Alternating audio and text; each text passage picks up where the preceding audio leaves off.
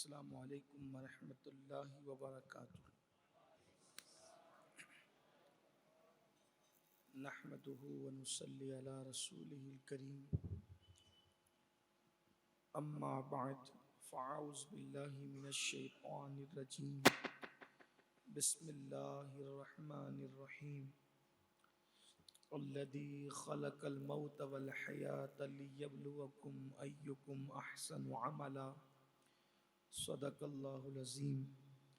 गौसे आज़म बमने बेसरो सामा मददे क़िबले नी मददे काबे ईमा मददे बगिरदाबे बला उफ्ताद कश्ती मदद कुन या मुईनुद्दीन चिश्ती। अस्सलातु वस्सलामु अलैका या रसूल अल्लाह।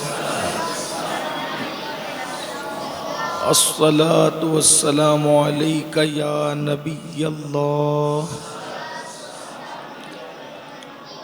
अस्सलातु वस्सलामु अलैका या हबीब अल्लाह व अला आलिका व अस्हाबिका या नूर अल्लाह सल्लल्लाहु तआला अलैका वसल्लम। हमारा खात्मा बिल खैर होगा, हमारा खात्मा बिल खैर होगा, तेरी रहमत अगर शामिल है या गौस। उन्हें जाना उन्हें माना न रखा गैर से काम, लिल्लाहिल हम्द मैं दुनिया से मुसलमान गया। आज मौत से हश्र तक का सफ़र, उसकी तीसरी नशिस्त है। पिछले हफ्ते वक्त भी कम था, इसलिए बहुत मुख्तसर गुफ्तगू इस पर की गई थी कि ईमान पर जिनका ख़ात्मा नहीं होता वो उन वजूहात की तरफ इशारा किया गया था। अगर आपको याद होगा, थोड़ा सा उसी को और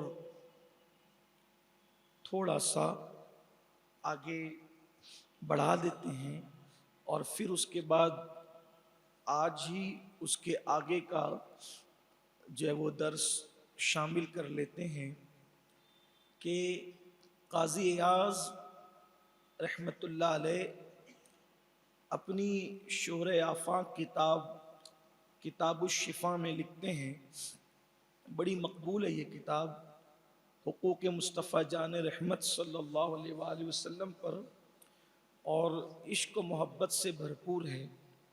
मैंने इसको मस्जिद नबवी शरीफ के कुतुब खाने में भी इसका कलमी नुस्खा देखा, शिफा शरीफ का। बड़ी खुशी हुई, इश्क व मोहब्बत से भरपूर बातें उसमें मौजूद है। उसी में एक बात ये है कि एक शख्स जो है उसको मौत आ रही थी, वो मर रहा था, इंतकाल हो रहा था।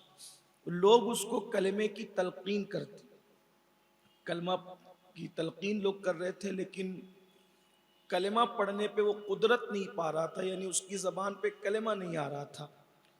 तो उस वक्त उससे पूछा गया कि तुम दूसरी बातें तो कर लेते हो, लेकिन तुम्हारी ज़बान पे कलमा क्यों नहीं आ रहा है?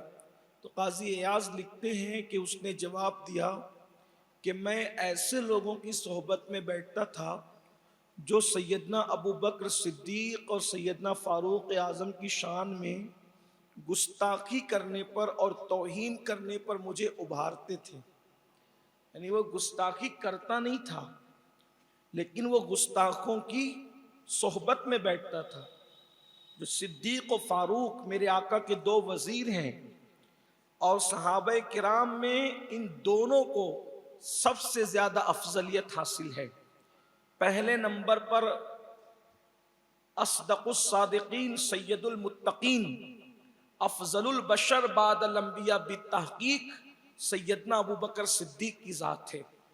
और फिर उनके बाद अफजल तरीन मर्तबा पूरी उम्मत में असहाब रसूल के अंदर अमीरुल मोमिनीन सैयदना उमर इब्न खत्ताब रदी अल्लाह ताला अन्हु का मर्तबा है। तो इन दोनों की तौहीन वो करते थे और तौहीन पर उभारते थे।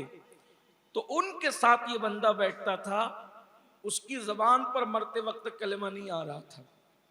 ये कितनी इबरत की बात है। आज लोग ये चाहते हैं कि मरते वक्त कलमा भी पढ़ें और फिर वो गुस्ताखान रसूल के साथ, भाई सिद्दीक व फारूक के गुस्ताख के साथ बैठें तो जबान पे कलमा नहीं आता, तो जो रसूलुल्लाह के गुस्ताखों के साथ बैठें, फिर सिर्फ बैठे ही नहीं, रिश्तेदारियां भी करें, फिर उसके बाद शादियां भी रचाएं, वलीमे भी करें और फिर उसमें उनको दावतें भी दे, दावतें भी खिलाएं। गुस्ताखान रसूल की बात कर रहा हूं। और फिर वो चाहते हैं कि जबान पे कलमा है। गुस्ताखों के जनाजे भी पढ़ें, बदमजहबों के जनाजे भी पढ़ें। तो ये मामला चूंकि अकीदे से ताल्लुक रखता है और आपकी और हमारी आखिरत से ताल्लुक रखता है। लोग आजकल सब चीज़ों को बहुत लाइट लेते हैं। मौलाना सब चलता है, सब चलता है तो फिर मजहब क्यों आया? सब चलता है तो मजहब क्यों आया? मजहब तो ये किताब जो अल्लाह की आई है उसे फुरकान इसीलिए कहते हैं। कुरान मुकद्दस का नाम किताबुल फुरकान इसलिए है कि उसने हक और बातिल में फर्क किया है। मक्के वाले यही तो कहते थे कि तफरीक की बातें करते हैं। तो इसलिए अगर हम चाहते हैं कि इस दुनिया से कामयाब जाएं, ईमान पर जाएं, कलेमा पढ़ते हुए जाएं, तो ये तो आपको करना पड़ेगा कि जिसके मुतालिक आपको पता चल गया कि ये हुजूर का बेअदब है, हुजूर का गुस्ताख है या सहाबा का गुस्ताख है, तो आपको उससे बचना होगा। अगर आप भी उसके बावजूद साथ रहते हैं तो काजी अयाज रहमतुल्लाह अलैह, ये सदियों पुराने बुजुर्ग आजकल के नहीं है, उन्होंने फरमाया जबान पे कलमा नहीं आ रहा है। अगर आखिरत से मोहब्बत है तो दीन की जो असल चीजें हैं उस पर हमें अमल करना होगा। वरना अगर आप ये सोचते हैं, हम ये सोचते हैं कि जो अपने नफ्स पर आसान गुजरे हम उस पर अमल कर लें और जो चीज़ गिरा गुजरे उसे छोड़ दें। मैं देख रहा हूँ, मुझे महसूस हो रहा है कि मसलक के मामले में और रसूलुल्लाह के बेअदब लोगों के मामले में बहुत सारे दीनदार लोग भी अब बहुत जो वो हल्के होते नजर आ रहे हैं। वो बुजुर्गान दीन जिनकी तकरीरों का मौजू ही था मजहब व मसलक पर कायम रहो, जब से ऐसे हमारे असलाफ दुनिया से रुखसत हुए, अब लोग हर चीज़ को बहुत लाइट लेते हुए अब सब चलता है, हालात ऐसे हैं, वैसा है, ये है, वो है। तो हालात कैसे भी हों, हमें चाहिए कि हम अपने उन बुजुर्गों के नक्श कदम पर कायम रहें जिन्होंने हमें बुनियाद फराहम की। लोग हमारे बारे में क्या राय कायम करेंगे इसकी हमें कोई परवाह नहीं करना है। अपने मजहब और मसलक से एक रत्ती के बराबर हटने की कोशिश न करें, वरना मौत तो आनी है, फिर जाना है दुनिया से। याद रखिए, ये सोच कर के फुला देख रहा है तो मैं फुला गुस्ताख के साथ ना बैठूं, और फिर कोई नहीं देख रहा है तो रिश्तेदारियां भी जोड़ूं और ये भी करूं और वो भी करूं। तो याद रखिए, कोई देखे ना देखे, रसूलुल्लाह को जिसने महबूब बनाया वो खुदा बराबर देख रहा है। और हमें हुक्म है, हुजूर सैयदी मुफ्ती आजम रहमतुल्लाह अलैह फरमाते हैं, दुश्मने जान से कई बदतर है दुश्मन दीन का। ये अपना मसलक है। दुश्मने जान से कई बदतर है दुश्मन दीन का, उनके मुनकिर से कभी उनका गदा मिलता नहीं। ये मैं गुस्ताखों के लिए कह रहा हूं, जो भी गुस्ताख हैं। ये कोई मेरे जहन में अमर बकर कुछ नहीं। जो भी रसूलुल्लाह की बेअदबी करता है, आपको पता है बेअदबी क्या है? बेअदबी बस यही है कि हुजूर अकरम सल्लल्लाहु अलैहि वसल्लम के लिए कोई हल्के जुमले भी कह दे तो वो बेअदब है। जैसे मिसाल के तौर पर कितनी एहतियात बरती है असहाबे मुस्तफ़ा सल्लल्लाहु अलैहि वसल्लम ने। देखिए दीन क्या है, दीन पूरा के पूरा रसूलुल्लाह की जात का नाम है। बमुस्तफ़ा बरसा खैशरा के दी हम ओस्त, अगर बऊ न रसीदी तमाम बुलहबीस, कि पूरा के पूरा दीन रसूलुल्लाह सल्लल्लाहु अलैहि वसल्लम की जात का नाम है। जो उनके करीब हुआ वो दीन पा गया, जो उनसे दूर हुआ उसमें और बुलहब में फिर कोई फर्क ही नहीं। अस्ल दीन हुजूर अलैहिस्सलाम, अल्लाह की सरताब कदम शान है ये, इंसान नहीं इंसान, वो इंसान है ये। कुरान तो ईमान बताता है इन्हें, ईमान ये कहता है मेरी जान है ये।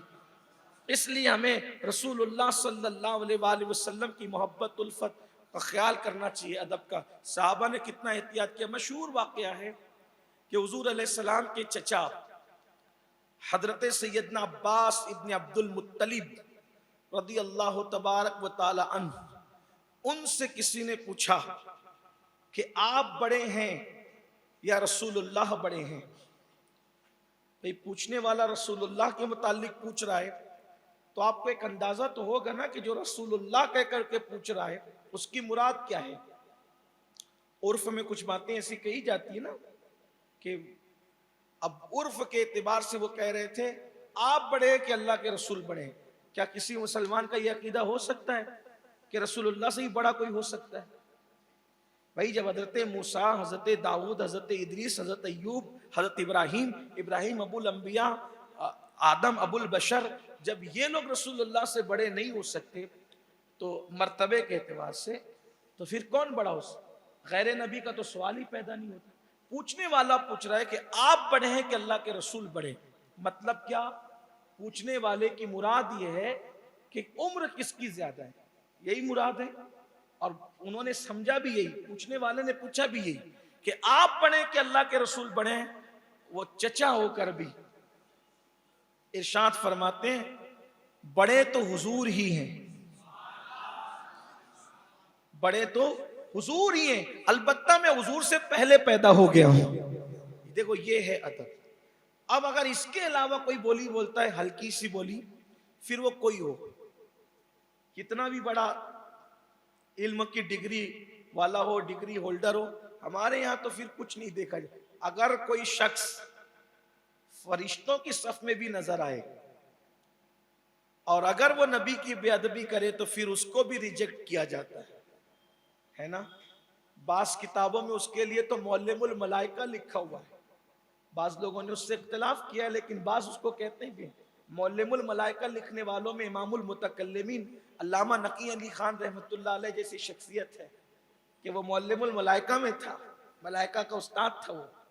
लेकिन बाज ने कहा कि नहीं ऐसा नहीं है, लेकिन बहरहाल अपनी अपनी तहकीक है। मगर बहरहाल कुछ लोगों ने तो कहा है, लेकिन अल्लाह ताला ने उसको रिजेक्ट कैसे किया, कैसे मरदूद किया, कैसे रजीम किया, किस बुनियाद पे? आदम अलैहिस्सलाम की बेअदबी की बुनियाद पे। बाअदब रहो, बाअदब लोगों के साथ रहो। अगर ईमान पर खात्मा चाहते हो, मैंने पिछले हफ्ते जनाबत का गुस्ल में ताखीर करने वाले और भी अलग अलग माँ बाप की बेअदबी करने वाले जिक्र किया। ईमान पे खात्मा चाहिए तो हुजूर के बाअदब रहो और जो बेअदब हैं उनके साथ बैठने से परहेज करो। यहां पर एक बात और अर्ज करना चाहता हूं, सिद्दीक अकबर और फारूक आजम की गुस्ताखी जो लोग करते थे उनके साथ वो शख्स बैठता था।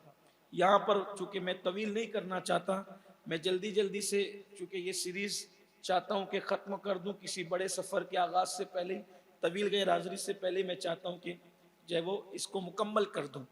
लेकिन चूंकि बात आई तो अर्ज़ करूँ, आजकल कुछ नौजवान लड़के और छोकरे, ये बात करना ज़रूरी है, आजकल कुछ हमारे मालेगांव के नौजवान लड़के और छोकरे यूट्यूब पर किसी की तकरीर देखकर या किसी की गुफ्तगू को सुनकर अस्हाबे रसूल के बारे में बेबाक हो रहे हैं। कुछ मुकर्रिरीन यूट्यूब पर ऐसे आ गए हैं जो मुस्लिम का, बुखारी का, कुरान का हवाला लेकर वो असहाब पर एकदम खुले तौर पे डिस्कस करते हैं और वो ऐसे डिस्कस करते हैं जैसे वो अपने किसी क्लासमेट के लिए गुफ्तगू कर रहे हैं। फिर कहते हैं कि रसूलुल्लाह ने जब ये कहा तो हम क्यों नहीं कह सकते। उन लोगों को पता होना चाहिए हुजूर आका हैं, हुजूर आका हैं, वो अपने असहाब रसूलुल्लाह के जो असहाब है वो हुजूर के सब गुलाम हैं। सिद्दीक अकबर भी हुजूर के गुलाम, फारूक आजम भी, उस्मान गनी भी, मौला अली भी, सब हुजूर के गुलाम हैं। हुजूर उनके बारे में जिस लहजे में चाहे गुफ्तगू करें, अब अगर उसी लहजे में कोई जो है वो ऐरा गहरा भी गुफ्तगू करे तो फिर उसको हक नहीं। इसी तरीके से कुरान में अंबिया के लिए, असहाब के लिए कुछ ऐसे अल्फाज आए हैं तो वो अल्लाह है, वो अल्लाह है, वो जिस लहजे में चाहे अपने बंदों के लिए गुफ्तगू करें। हमें क्या हक पहुंचता है कि हम जिन लोगों को जो 1400 साल के बाद पैदा हुए और फिर भी वो तबका अगर उनको सरफी और नहवी तरकीबों के बारे में कह दिया जाए कि किसी एक इबारत की करो, अगर मंतिक के किसी एक जुमले के बारे में सुगरा कुबरा और हद्दी औसत की बात की जाए तो मैं समझता हूं कि शायद उनको दिन में तारे नजर आए। उन लोगों का हाल यह है कि वो उनके बारे में बैठकर ऐसी बातें करते हैं जिनके सामने कुरान नाजिल हुआ, और बोले कि हम डिस्कस कर सकते हैं, बागे फदक पर क्यों नहीं हम बोल सकते, क्यों हदीस किरतास पर नहीं बोल सकते। मैंने कहा जब बड़े बड़े मुहद्दिसीन जो है ये सोचकर कि हुजूर के यारों की बात है, हुजूर के प्यारों की बात है, इसलिए कि हुजूर के यार है सहाबा और हुजूर के प्यारे अहले बैत, तो जो यार हैं उनसे भी और जो प्यारे हैं उनसे भी, अब उसमें हम बीच में घुसे तो हमारे ईमान का ठिकाना क्या होगा। और फिर वो भी इस तरीके की बातें, फलां ने ऐसा किया, फलां ने ऐसा किया, इब्ने कसीर ने लिखा, इब्ने असीर ने लिखा, उसने लिखा। अरे इब्ने कसीर इब्ने असीर दुनिया से चले गए। अब हमारे लिए ये है कि हम इब्ने कसीर और इब्ने असीर को बीच में लाने की बजाय वकुल्लम वअदल्लाहुल हुस्ना, अल्लाह के हुक्म पर अमल करें। जब अल्लाह पाक ने उन सब के साथ खैर का वादा कर लिया, और इसकी तफसीर में है कि अल्लाह ने उनसे जन्नत का वादा किया, खुदा कर चुका। इस पर अगर किसी को तफसीर में कलाम है तो हदीस मौजूद है। मेरे आका अलैहिस्सलाम फरमाते हैं जिसने मुझे देखा मैं उस पर अल्लाह ने जहन्नम की आग हराम फरमा दी। की हालत में देखा, ईमान की हालत में दुनिया से गया, अल्लाह ने उस पर जहन्नम की आग हराम जब अल्लाह ने जहन्नम की आग हराम फरमा दी, हुजूर ने फरमा दिया। अब यहाँ बैठ कर डिस्कस करते हैं, और हमारे शहर के लड़के मालेगांव के अगर कुछ थोड़ा बहुत उर्दू पढ़ना आ गया वो बैठते हैं, उसने ये कहा, वो तो ऐसा क्यों हुआ, उसने वैसा क्यों हुआ। मेरे भाई, आम मुसलमान के मुतालिक बदगुमानी करना हराम है, तो असहाब मुस्तफ़ा के मुतालिक, अहले बैत के मुतालिक ये बदगुमानी करना तुम्हें कहाँ ले जाएगा। काजी अयाज की ये बात किस कदर इबरत आमोज है, इबरत अंगेज है कि सिर्फ सिद्दीक़ व फारूक के गुस्ताखों के साथ बैठने की वजह से उसकी ज़बान पे कलमा नहीं आ रहा था। अल्लाह की पनाह मांगो, अल्लाह की पनाह तलब करो और ईमान पर खात्मे की फिक्र करो। ये तो एक बात हो गई। दूसरी बात, अब जब मौत के फरिश्ते आते हैं तो हजरत मलकुल मौत अकेले नहीं आते। इन्ना लिल्लाहि व इन्ना इलैहि राजिऊन।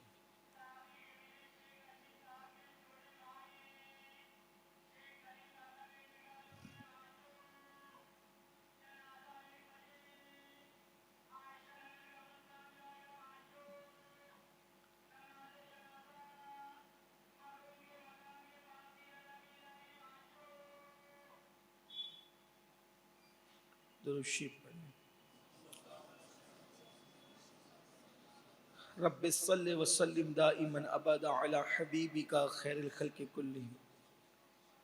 और जो हज़रत मलकुल मौत आते हैं वो अकेले नहीं आते, वो फरिश्तों की जमात के साथ आते हैं। और आपने सुना होगा जैसी रूह वैसे फरिश्ते।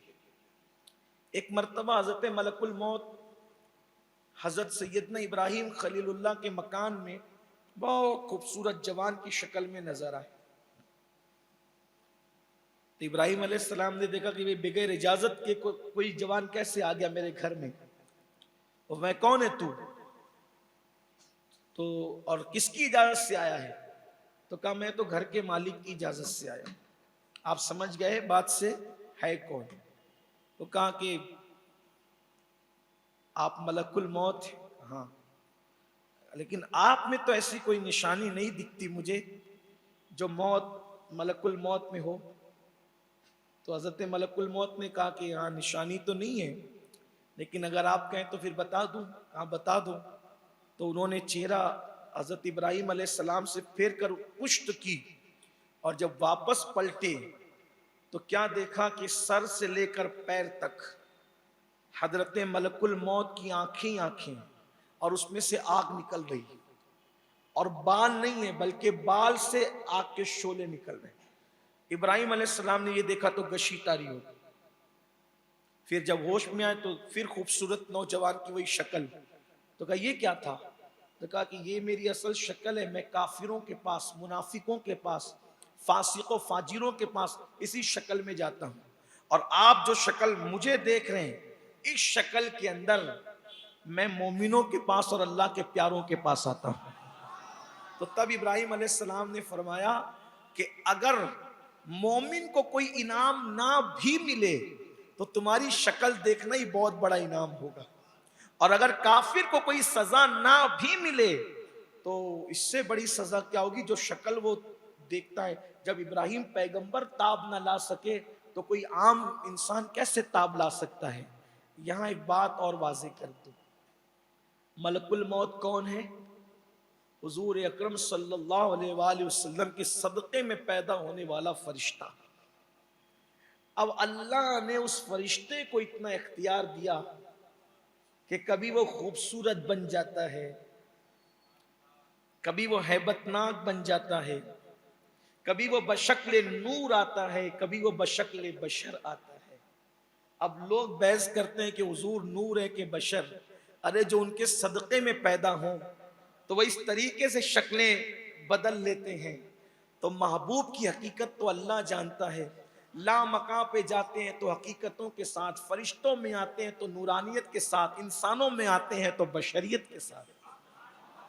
लेकिन ये सब उनके लिबास हैं, और इसी लिबास के साथ वो जहाँ चाहते हैं वो तशरीफ़ ले जाते हैं। हुजूर की हकीकत तो अल्लाह जानता है। जब खादिमों का ये हाल है तो मखदूम कुल के हाल का आलम क्या होगा, हुजूर की शान का आलम क्या होगा। फिर लोग इसका इनकार नहीं करते, हजरत मलकुल मौत के गैब का इनकार नहीं करते, मलकुल मौत के हाजिर और नाजिर होने का इनकार नहीं करते। भाई जब वबाओं का मामला हो या अमवात का मामला हो, इतने बज के इतने मिनट पर मालेगांव में कोई मरा, इतने बज के इतने मिनट पे नासिक में कोई मरा, इतने बज के इतने मिनट पे मुंबई में कोई मरा, इतने बज के इतने मिनट पे इंदौर में कोई मरा, इतने बज के इतने मिनट पे इंडिया में कोई मरा, इतने बज के इतने मिनट पे पाकिस्तान, फला फला फला फला। इस सबको अगर ऐसा हुआ कि एक ही वक्त में मौत आ रही है तो वहां जा कौन रहा है? मलकुल मौत तो एक ही है, बाकी सब उनके मददगार फरिश्ते हैं।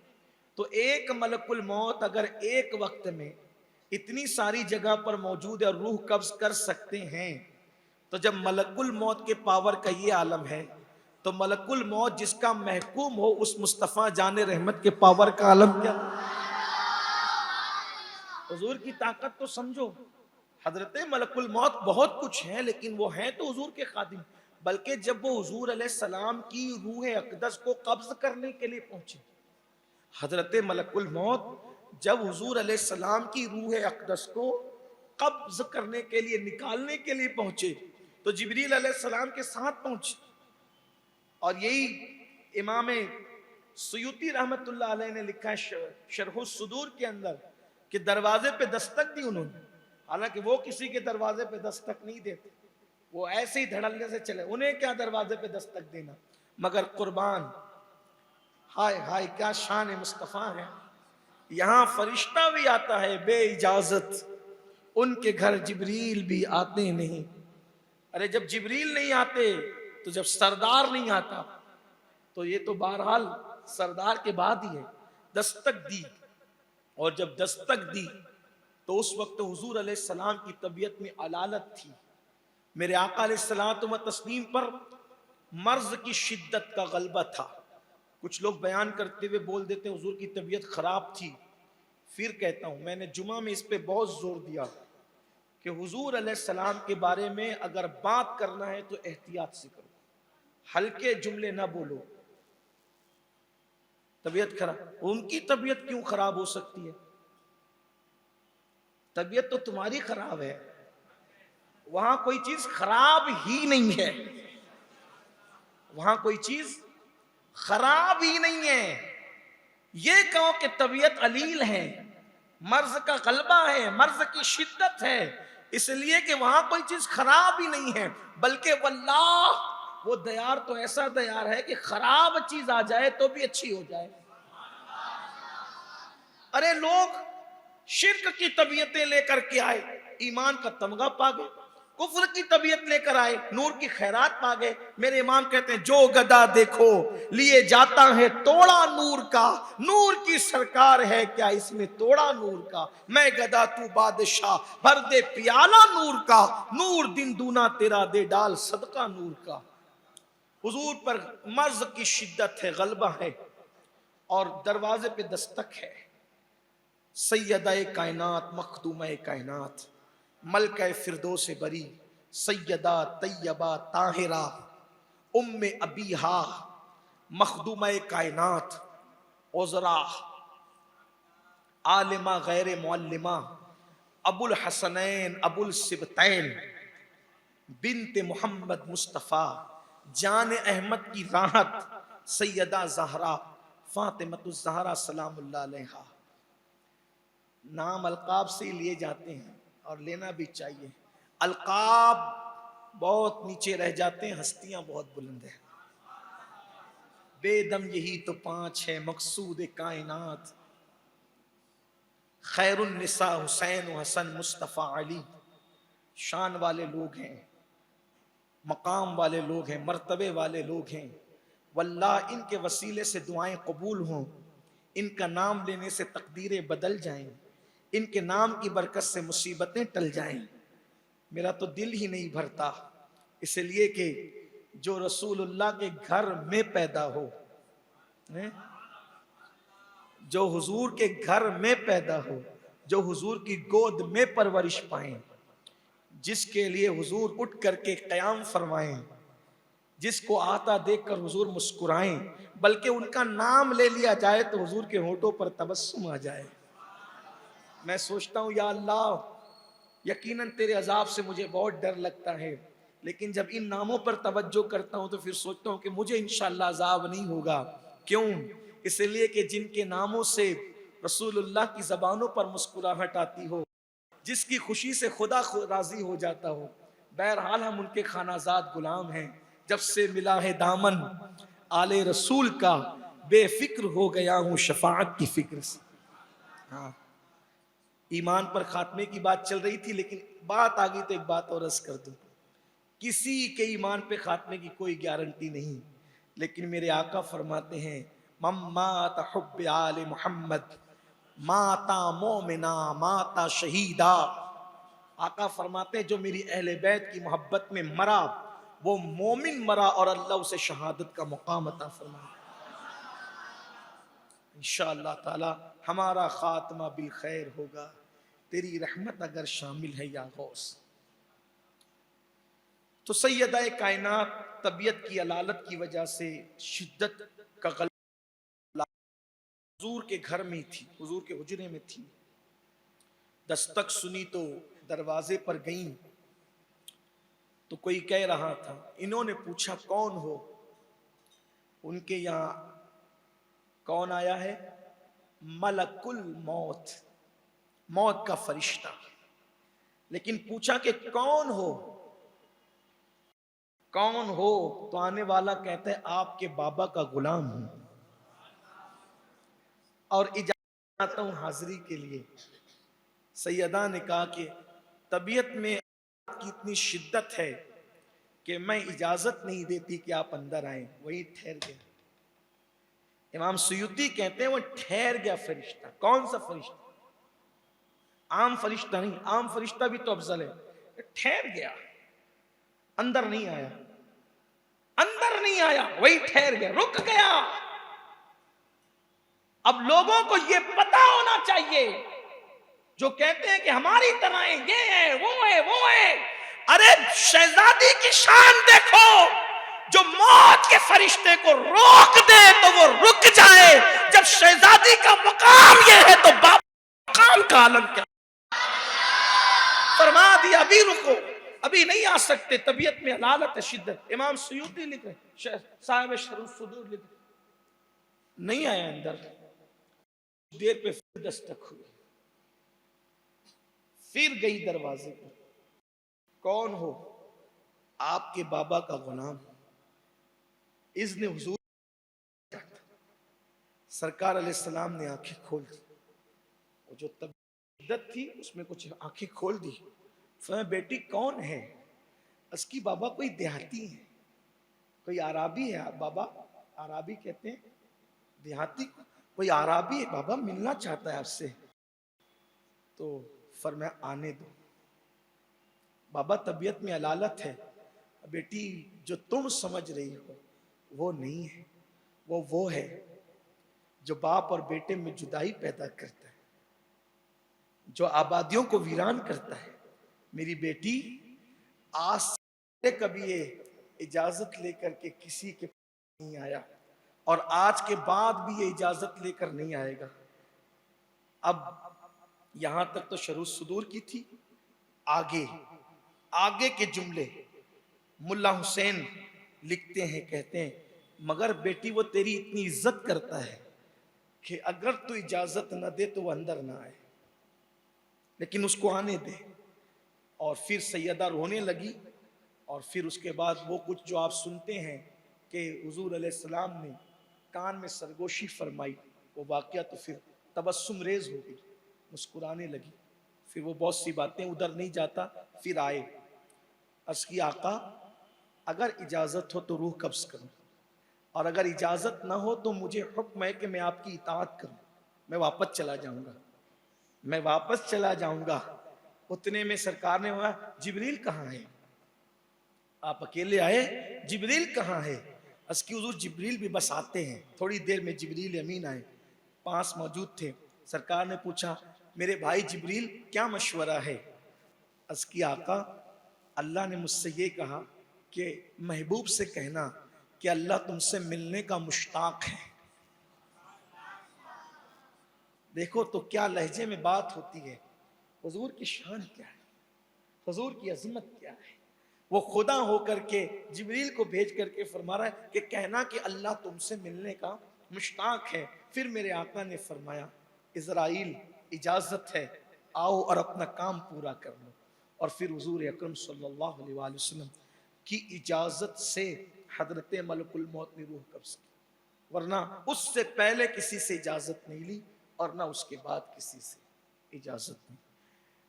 पहले हजरत मलकुल मौत बगैर किसी सबब के रूह निकाल लेते, यानी आदमी अच्छा भला होता था और रूह निकालते, तो लोग गालियां देने लगे थे हजरत मलकुल मौत को, बुराई करने लगे थे, गंदे जुमले बकने लगे थे। तो अल्लाह पाक ने फरमाया कि अब ऐसे डायरेक्ट नहीं जाओ, कुछ ना कुछ बहाना हो, मतलब अटैक आया मर गया, बुखार आया मर गया, खांसी आई मर गया, सर्दी हुई मर गया, कोरोना हुआ मर गया। अरे मरा क्यों भाई, अल्लाह ने चाहा तो मरा ना, मलकुल मौत रूह ले गए तो मरा ना, तो ये असबाब बन गए। अब लोग मलकुल मौत को नहीं कहते कि मलकुल मौत ने मारा, नहीं कहते, क्या कहते हैं एक्सीडेंट हुआ तो मर गया, ये हुआ तो मर गया, यानी अब दूसरे पे चला गया। जिसकी मौत जहां लिखी है वो वहीं मरेगा, जिसकी मौत जहां लिखी वो वहीं मरेगा। और एक बात यहां पर अर्ज करूं, हालांकि ये आगे आने वाली बात है लेकिन अर्ज कर देता हूं, कोशिश किया करो कि जो जहां मरे उसको वहीं दफन करो। पता नहीं कि लोग मोहब्बत में, अकीदत में इस पर तवज्जो नहीं कर रहे कि इंसान कहीं मरता है, इंतकाल करता है तो 3-3 दिन के फासले से लाते हैं, फिर जो कुछ लाश का हाल होता है वो सामने। मरने वाला, इंतकाल करने वाला नेक है या बद हमें नहीं पता। भाई कोई जरूरी है कि अमीरुल कादरी सफेद लिबास में अमामा बांध कर आता है, रोजाना आपके सामने बैठ कर तकरीरें करता है, तो ये जैसा ऊपर से हो वैसा अंदर से भी हो, कोई जरूरी है? तो जल्दी तदफीन की हिकमत ये है कि अगर वो नेक है तब तो वो अपनी मंजिल पर पहुंच गया, लेकिन अल्लाह न करे अगर वो नेक न हो तो उसके जिस्म में जो तगय्युर और तब्दीली वाक़ई हो तो कम से कम उसका ऐब तो जाहिर ना हो। जाते जाते आप उसको क्यों बेनकाब करना चाहते हो, बेहिजाब करना चाहते हो? मकतूबात सदी दो सदी में अल्लामा शरफुद्दीन यहिया मनीरी लिखते हैं, एक बुजुर्ग तमन्ना करते थे कि अल्लाह मुझे वहां मौत दे मेरी पहचान का ना हो, अल्लाह मुझे वहां मौत देना जो जहां कोई मेरी पहचान का ना हो। तो लोगों ने पूछा क्यों? कहा मुझे डर लगता है कि अगर मैं पहचान वालों के दरमियान मरूं और गुनाहों की वजह से मेरा मुंह काला हो जाए तो मैं रुस्वा और जलील हो जाऊंगा, और अगर ऐसी जगह मरूंगा कि कोई पहचानता ही नहीं, जब कोई पहचानता ही नहीं, पहचानेगा ही नहीं, तो फिर मुंह काला हो या कुछ भी हो तो कम से कम रुस्वाई से तो बच जाऊंगा।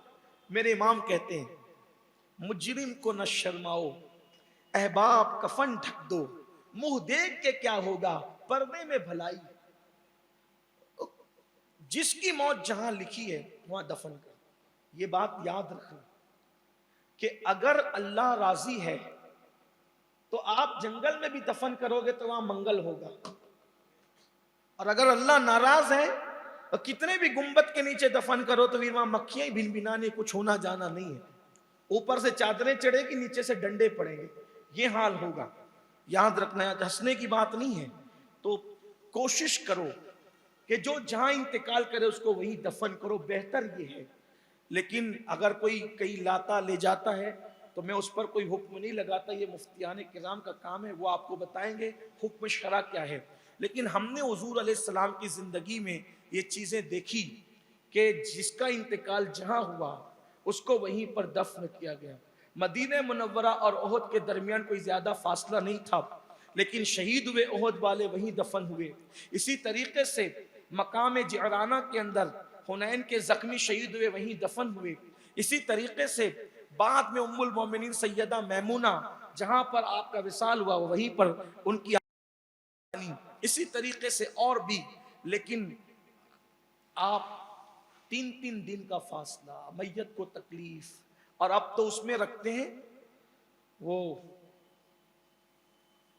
कांच का जो बना होता है, क्या कहते हैं उसको, मुझे है मरचूरी, उसमें रखते हैं। अब उसमें रखने से क्या नुकसान है? हदीस पाक में आता है कि जिस चीज से जिंदों को तकलीफ होती है उसी से मुर्दों को भी तकलीफ होती है। जिससे जिंदे तकलीफ पाते हैं उससे मुर्दे भी तकलीफ पाते। 3-3 दिन डाल करके जबरदस्ती बिला उज़्र शरई, क्या हो रहा है? ऐसा मत करो। कोशिश करो जल्दी से तदफीन करने की, इसकी अपनी बरकत है। अल्लाह राजी है, मोमिन की कब्र जन्नत के से बाग है, इसकी कोशिश करो, इसको रिवाज दो। पता नहीं हमारे दरमियान ये सब चीजें कैसे पैदा हो गई, सब कुछ जो हो रहा है। हालांकि मजीद आपको एक लंबी तारीख हम बता सकते हैं कि जिसका इंतकाल जहां हुआ उसको। आप देखें कि इमाम अली मकाम अला जद्दी वाली सलाम को करबला के जंगलों में दफन किया गया, लेकिन अल्लाह राजी था। आज वो करबला जो है देखो क्या हो गया है। मैंने करबला शरीफ में उन्हीं के करम से मैं समझता हूं कि दर्जनों मर्तबा इमाम के मज़ार पे हाजिरी दी। मैंने देखा 24 घंटे में 1 मिनट भी ऐसा नहीं कि जब मुझे उनका रोज़ा खाली नजर आए, कभी खाली। और जंगल था, लोग सोचते थे कि नाम भी मिट जाएगा, निशान भी मिट जाएगा, लेकिन बेनिशानों का निशान मिटता नहीं, मिटते मिटते नाम हो ही जाएगा।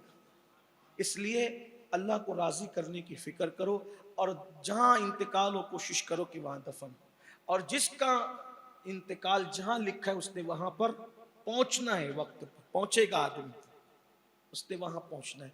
इस सिलसिले में एक रिवायत इमाम सुयूती लिखते हैं कि हज़रत सुलेमान अलैहिस्सलाम की बारगाह में एक शख्स, एक जवान बैठा हुआ था।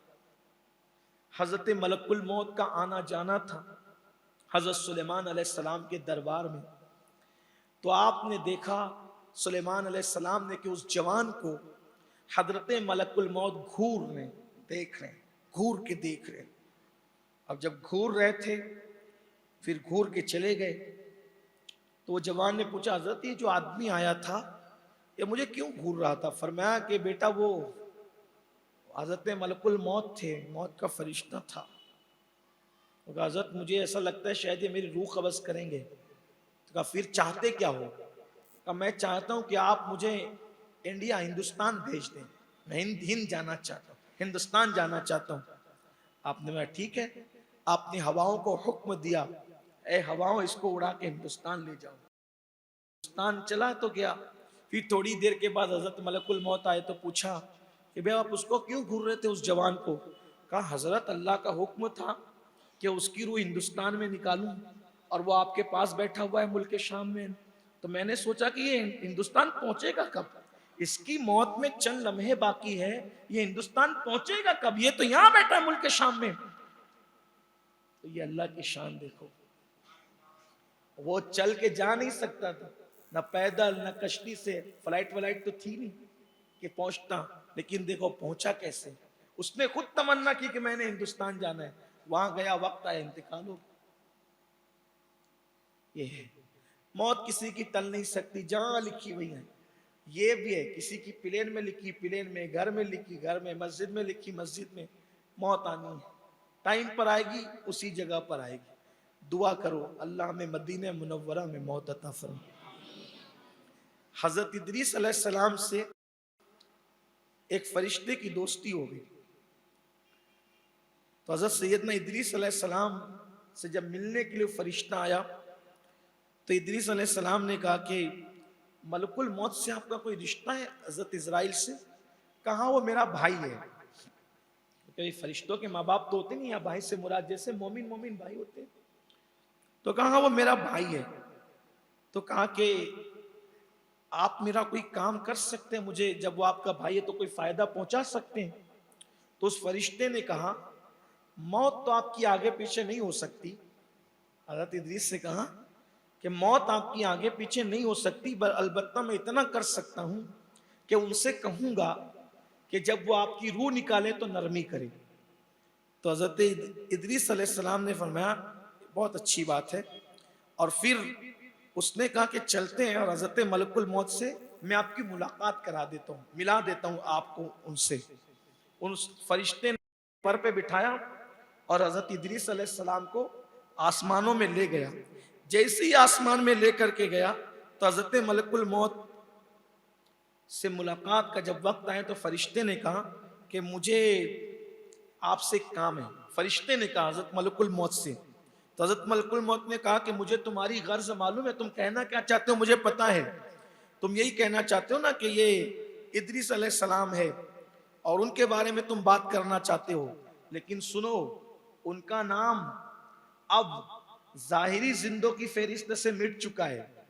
अब इनकी जिंदगी बहुत मुख्तसर सी बची हुई है, सिर्फ आधा लम्हा इनकी जिंदगी का बचा हुआ है बस।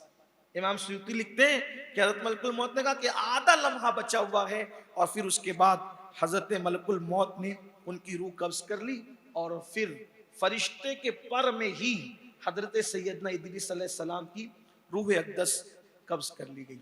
आखिरी बात, जो अंबिया होते हैं उनकी रूहें उनकी मर्जी से कब्ज की जाए। इजाजत तो अंबिया ही से ली जाती है, और जिस शान की इजाजत हुजूर से ली गई, इस तरह की इजाजत किसी से नहीं ली गई। ये एक बात याद रखें। एक मर्तबा अल्लाह पाक ने हुक्म दिया कि जाओ और मूसा की रूह कब्ज करो अलैहिस्सलाम। इसी पे आज का ये हमारा मौजू मुकम्मल होगा। कुछ लोग जो है ना ये कहते हैं कि कोई इख्तियार नहीं दिया गया, कोई इख्तियार नहीं दिया गया। कोई अंबिया को अल्लाह ने अपनी अता और इज़्न से मौत व हयात का इख्तियार भी दिया है, मौत व हयात का। हजरत मलकुल मौत से कहा कि जाओ और मेरे कलीम मूसा की रूह कब्ज करो। वो आए। अब देखिए, आए तो कोई इजाजत उन्होंने नहीं ली। ये इस तरह की इजाजत सिर्फ किसके लिए खास थी? महबूब के लिए, मुस्तफ़ा जान रहे। आए, घर में दाखिल हुए, और घर में दाखिल होने के बाद कहने लगे कि चलिए। हज़रत मूसा से कहा चलिए। कहा कहाँ चलिए? जलाली पैगंबर थे, बहुत जलाल था। इतना जलाल था कि जब जलाल और गुस्से में आते थे तो आपके बाल आपके कपड़ों के बाहर निकलते थे, और अमामा शरीफ से शोले उठते हुए नजर आते। ये जलाल की कैफियत थी। पैगंबरों में बड़े जलाली, पैगंबरों में मूसा अलैहिस्सलाम जलाली, सहाबा में उमर इब्न खत्ताब जलाली, तो और भी फिर उसकी तफसील। तो पूछा कहाँ चल रहे हैं, मफहूम के तौर पे रिवायत पढ़ रहा हूँ। तो कहा कि मौत का वक्त आ गया, मैं मलकुल मौत लेने आया हूं आपको। एक जोरदार तमाचा मारा तो आपकी एक आंख निकल गई। हजरत मलकुल मौत, सुभान अल्लाह। नबियों की शान देखो, अंबिया की शान। ये बहुत कसरत के साथ हदीस की कुतुब के अंदर रिवायत मौजूद है। तमाचा मारा, आंख निकल गई। हजरत मलकुल मौत ने कुछ नहीं कहा और वापस आके कहा, मौला तूने मुझे जहां भेजा था तो उसने तो मेरा ये हाल कर दिया। अल्लाह ने ये नहीं कहा मूसा मैंने भेजा था तुमने ऐसा किया, कुछ नहीं, क्योंकि महबूबों के नाज उठाए जाते हैं। फरमाया तुमने क्या कहा था, तो मैंने कहा था कि चलिए वक्त तो आ गया, तो उन्होंने मारा तो मेरी आंख निकल गई। अल्लाह ने आंख दुरुस्त कर दी। कहा कि अब जाना तो अपने साथ बैल लेकर जाना, बैल, और बैल लेकर जाना और कहना कि मूसा इस बैल पे हाथ फेर। जितने आपके हाथ के नीचे बैल के बाल आएंगे उतने साल आपकी उम्र। का ठीक। फिर बैल लेके आए, कहा कि हजरत अल्लाह ने आपकी उम्र में तौसी कर दी है, अगर आप चाहें तो ये बैल है और अल्लाह का फरमान है कि इस पर आप हाथ फेरिए। अगर आप इस पे हाथ फेरेंगे तो जितने बाल आपके हाथ के नीचे आएंगे उतने साल आपकी उम्र बढ़ जाएगी। ठीक। फिर उसके बाद क्या होगा, इतनी उम्र तो बढ़ गई ना, जितने बाल हाथ बैल के बाल अगर यूं यूं भी फेर दिया तो हजारों साल उम्र बढ़ जाए। इतना ही फेर दे ना, बैल कितने बाल होते, लाखों बाल होते, इतने ही फेर दे। लेकिन अंबिया अपनी शान भी बताना चाहते हैं ना, जवाब भी मिल जाए। जब मूसा की शान ये है तो जाने मूसा का मकाम क्या हो, वजह तखलीक मूसा का मकाम क्या हो। तो फरमाया कि मैं बाल पे हाथ फेर दूंगा उतने साल उम्र बढ़ जाएगी। फिर क्या होगा, फिर हजरत मलकुल मौत ने कहा फिर आखिर मौत है, फिर चलना पड़ेगा। तो कहा कि जब जाना है उससे बेहतर है अभी चलते हैं, चलो। और फिर हजरत मूसा अलैहिस्सलाम दुनिया से तशरीफ ले गए। इब्राहिम अलैहिस्सलाम जब दुनिया से जाने लगे, अब इख्तिसार से इसको पढ़ देता हूं। और जब दुनिया से जाने लगे तो हजरत मलकुल मौत आए। तो हजरत इब्राहिम ने पूछा कि भाई कैसे आना हुआ, आज मिलने के लिए आए हो कि रूह कब्ज करने आए। तो कहा कि मैं रूह कब्ज करने आया हूं। कहा कि कैसे कब्ज करोगे। तो पूछा आपने कभी शराब पी है। हजरत इब्राहिम खलील ने कहा नहीं, मैंने कभी शराब नहीं पी। तो जन्नत की शराब लाए, दुनिया की नहीं, जन्नत की शराब लाए और उसको सिर्फ सुंघा दिया। तो जन्नत की शराब की खुशबू ऐसी थी, हजरत इब्राहिम ने सूंघा और आपकी रूह परवास कर दी। ऐसी हजरत दाऊद अलैहिस्सलाम, जब दाऊद अलैहिस्सलाम का वक्त आया, हजरत मलकुल मौत आए तो कहा कि चलना है। तो कहा कैसे चलेंगे, कैसे चलेंगे। तो फरमाया कि एक फूल लाते हैं और जन्नत का फूल पेश किया और कहा इसको सूंघे। हजरत दाऊद अलैहिस्सलाम ने जैसी खुशबू सूंघी तो उस खुशबू की वजह से आपकी रूह कब्ज हो गई।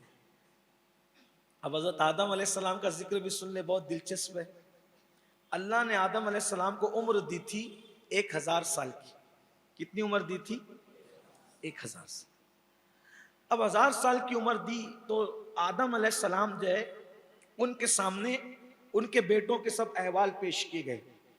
तो जब हजरत आदम अलैहिस्सलाम अपने बेटों के अहवाल देखते हुए हजरत दाऊद पर आए, कहा हजरत दाऊद पर आए जिनका जिक्र अभी आपने सुना, तो देखा कि ये दाऊद मेरा बेटा बादशाह होगा। हजरत आदम अलैहिस्सलाम ने सोचा बादशाह, लेकिन बादशाह होगा तो इसकी उम्र है कितनी, का इसकी उम्र है 60 साल। कितनी उम्र है। तो सोचा कि या अल्लाह ये मेरी औलाद में से दाऊद बादशाह बनेगा, सिर्फ 60 साल रहेगा, तो उसकी बादशाहत की थोड़ी कमी होगी। अगर इसकी उम्र बढ़ जाए तो वो ज्यादा दिन तक हुकूमत करेगा। अल्लाह से कहा मौला इसको 60 साल उम्र दी। अल्लाह ने बताया कि अगर आपको देना तो आप अपनी उम्र दे दो। तो कहा मौला मैं अपनी उम्र के 40 साल अपने बेटे दाऊद को देता हूं, यानी उसकी उम्र 100 साल कर दे। कहा आपकी 1000 साल थी, उसमें से 40 दे दिया हजरत दाऊद को। अब जब 960 साल की उम्र हुई तो हजरत मौत कहा चलिए, कहा अभी मेरी उम्र थोड़ी हुई, अभी मैं रहूंगा, क्योंकि अल्लाह ने मुझसे कहा था कि 1000 साल तक तुम जियोगे, अभी तो 960 ही हुई है मेरी। तो फिर निदाई आदम भूल गए आप, अपनी 40 तो दाऊद को दी है ना, अपनी 40 दाऊद को दी, अब आपकी उम्र मुकम्मल हो गई। फिर हजरत आदम अलैहिस्सलाम ने अर्ज किया मुझे इतना मौका दिया जाए कि मैं काबतुल्लाह शरीफ का तवाफ कर लूं। और हजरत आदम अलैहिस्सलाम ने काबतुल्लाह शरीफ का तवाफ किया और तवाफ काबा के बाद अल्लाह ताला ने आपकी रूह कब्ज़ फरमा ली। कहते हैं कि हजरत आदम अलैहिस्सलाम का मज़ार अक़दस एक मोतबर रिवायत के मुताबिक मस्जिद खैफ जो मिना की मस्जिद है उसके अंदर आपका मज़ार मुक़द्दस मौजूद है। हदीस पाक में आता है कि 70 अम्बिया के मज़ारात मस्जिद खैफ के अंदर मौजूद है जो मिना में है। इसी तरीके से कमोबेश 70 अम्बिया के मज़ारात जो है वो मताफ में मौजूद है। इसी तरह से ये भी कि 70 अम्बिया के मज़ारात जो है वो मरवा की पहाड़ी के पास मौजूद हैं। और ये जो 70 के अल्फाज रिवायतों में हैं, तो इससे हमारे मुहद्दिसीन कहते हैं इससे मुराद 70 से मुराद अदद का 70 नहीं बल्कि कसरत बताना है। इससे पता चला कि अम्बियाए किराम सबसे ज्यादा जिस शहर के अंदर आराम कर रहे हैं वो शहर है मक्कतुल मुकर्रमा। मक्के से ज्यादा अम्बिया के मज़ारात कहीं मौजूद नहीं है। और उसकी हिकमत बताते हुए हमारे बुजुर्गों ने कहा कि अम्बिया किराम करते ये थे कि दावत व तबलीग का काम अपने अपने इलाके में करते थे, और जब आखिरी वक्त आता था तो मक्कतुल मुकर्रमा आकर बैठ जाते थे। क्यों? क्योंकि यहीं आएंगे और यहाँ विसाल हो जाएगा। अगर हमारी ज़ाहिरी हयात में हुजूर आखिरी नबी आ गए तब तो मुलाकात हो जाएगी, और अगर शरीफ लाए तो उनको तो पैदा यही होना है और 53 साल तक के यही रहना है। वो यहाँ पैदा होंगे, यहाँ 53 साल तक रहेंगे, जब वो मक्के की गलियों से चलेंगे।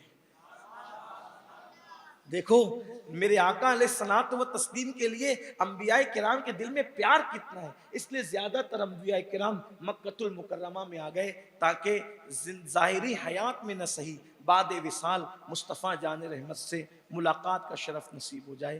तो ये आज का ये बाब पूरा हुआ। अब इंशाअल्लाह तबारक व तआला इसके आगे का सफ़र, अब रूह निकलती है, रूह निकलने का तस्करा तो आप सुन चुके। अब रूह निकलने के बाद क्या अहवाल होते हैं इंशाअल्लाह वो हफ्ते हम इज्तिमा में पेश करेंगे। अब यहाँ से चूँकि ये सारे उन्वानात अहम हैं, लेकिन अब बहुत अहम उन्वान शुरू होने वाला है कि रूह निकलती है तो वो कैसे जाती है, कहाँ जाती है, किस तरीके के मामलात होते हैं। बहुत दिलचस्प है। अल्लाह तौफीक दे। गुफ्तगू के दरमियान कोई गलती हो तो अल्लाह ताला माफ़ फरमा दे।